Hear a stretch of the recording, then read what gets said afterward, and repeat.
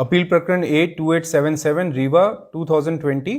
इसमें अपीलार्थी श्री कुंदनलाल गुप्ता है और प्रतिवादी पक्ष में अवधेश प्रताप सिंह विश्वविद्यालय रीवा के कुल सचिव हैं और इसके अलावा विभागीय अधिकारी पुनर्मूल्यांकन प्रकोष्ठ अवधेश प्रताप सिंह विश्वविद्यालय रीवा से हैं और साथ ही उच्च शिक्षा विभाग भी इसमें प्रतिवादीगण हैं। इसमें अपीलकर्ता जो हैं श्री कुंदनलाल गुप्ता द्वारा यहाँ पर अपील ये लगाई गई कि उन्होंने एक उत्तर पुस्तिका की छाया प्रति चाहिए थी, जिसे अवधेश प्रताप सिंह विश्वविद्यालय ने देने से मना कर दिया।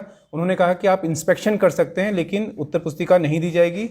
इसके अलावा अपीलार्थी ने ये भी तथ्य सामने लाया है कि मध्य प्रदेश में ऐसी कई यूनिवर्सिटी हैं, चाहे वो प्राइवेट हो, चाहे वो शासकीय यूनिवर्सिटी हो या गवर्नमेंट एडेड यूनिवर्सिटी हो, वहाँ पर भी आरटीआई अधिनियम के अनुरूप छात्रों को नियम अनुरूप उत्तर पुस्तिका नहीं दी जा रही है।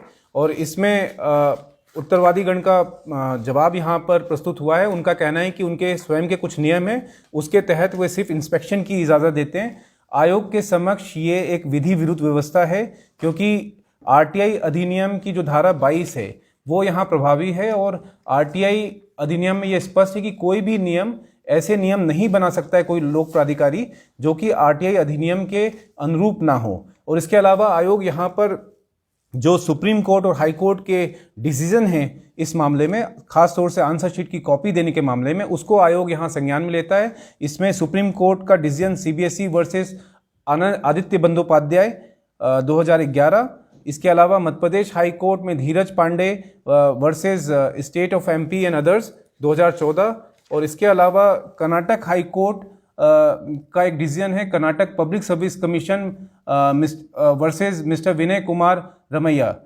2020 का। इसके अलावा सुप्रीम कोर्ट का एक ऑर्डर है, इसमें institute of company secretaries of India versus Paras Jain है 2019 का।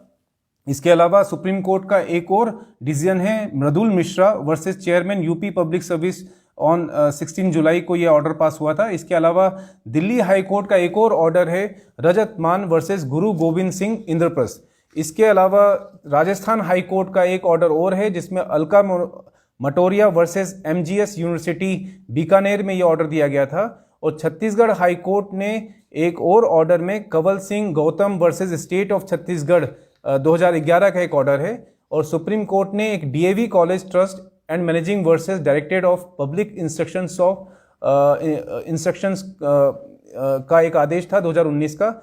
ये सभी इन सभी आदेशों में माननीय उच्च न्यायालय और सर्वोच्च न्यायालय ने बहुत क्लियर किया है कि उत्तर पुस्तिका की छाया प्रति दी जाएगी। और साथ में जो प्राइवेट यूनिवर्सिटीज़ हैं और जो प्राइवेट इंस्टीट्यूट हैं, एजुकेशन इंस्टीट्यूट्स हैं, वो भी आरटीआई के एम्बिट में आते हैं, उसके दायरे में आते हैं। यहाँ पर हम जो लोक प्राधिकारी हैं, प्रमुख सचिव उच्च शिक्षा विभाग, उनको यहाँ पर आदेशित कर रहे हैं कि आयोग की इस आदेश की प्रति जो है उसकी तामीली कराएं। जितने यहाँ पर यूनिवर्सिटीज़ हैं, साथ में जो निजी विश्वविद्यालय विनियामक आयोग है, उनको भी इसकी कॉपी दी जाए। और ये सुनिश्चित करें कि किसी भी यूनिवर्सिटी में अगर उत्तर पुस्तिका की कॉपी मांगी जाती है छात्र के द्वारा तो वो उसको दी जाएगी, धारा 7(1) के तहत 30 दिन के अंदर दी जाएगी।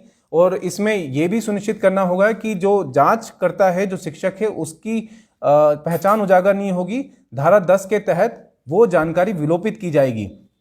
इसके अलावा आयोग के समक्ष ये भी क्लियर है, हमारे सामने कई बार ये मैटर भी सामने आते हैं जहां हम ये देखते हैं कि कई बार समाचार पत्रों के द्वारा ये जानकारी आई है कि मार्क्स आवंटित हुए हैं और वो गलत मार्क्स दिए गए हैं और छात्र को फेल कर दिया गया है। बाद में आरटीआई के माध्यम से जब कॉपी निकाली गई है तब ये सामने आया है कि यहाँ पर जो मार्क्स हैं वो छात्र पास हो गया है। तो इसमें ये स्पष्ट है कि इस तरह की अगर जानकारी आरटीआई के माध्यम से दी जाएगी तो शिक्षकों की भी जवाबदेही तय होगी, जो एग्जामिनर है उसकी जवाबदेही भी तय होगी।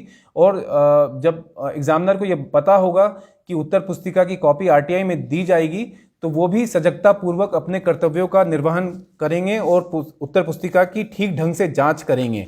और यहाँ पर आयोग स्पष्ट करता है कि सूचना के अधिकार अधिनियम में सिर्फ धारा 8 के तहत जानकारी रोकने का प्रावधान है और उत्तर पुस्तिका की जानकारी देने में किसी भी तरीके से धारा 8 का उल्लंघन नहीं हो रहा है।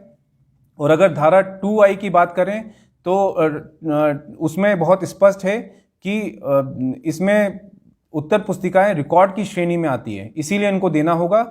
और वहीं पर अगर हम 2H की बात करें तो धारा 2H में जो एक बिंदु 1 है और बिंदु 2 है, उसके तहत भी ये सारी यूनिवर्सिटीज़ जो हैं, जो प्राइवेट यूनिवर्सिटीज़ हैं, वे उनसे जानकारी ली जा सकती है।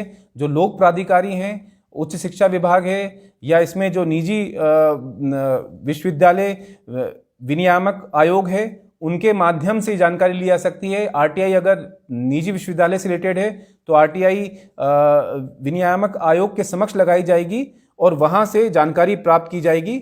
और यहाँ पर आयोग ये भी क्लियर करता है कि कोई भी यूनिवर्सिटी जिसके पास जो है मान लीजिए कि जमीन सरकार द्वारा आवंटित की गई है, या सब्सिडी रेट पर जमीन दी गई है, या फिर किसी भी तरीके से वित्त पोषित है, या फिर सूचना के अधिकार अधिनियम की नियम जो अधिसूचना है उसमें अध्याय 1 के अनुसार अगर 50,000 रुपये का भी इन्वेस्टमेंट सरकार का प्रत्यक्ष या अप्रत्यक्ष रूप से उस यूनिवर्सिटी में हुआ है, तो वो यूनिवर्सिटी लोक प्राधिकारी की श्रेणी में आएगा और उसको जानकारी देनी पड़ेगी।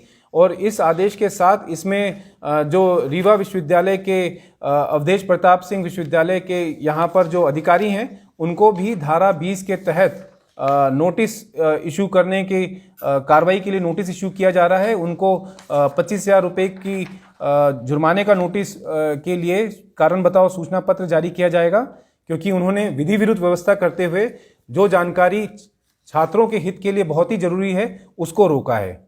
यह आयोग का आदेश है इस प्रकरण में।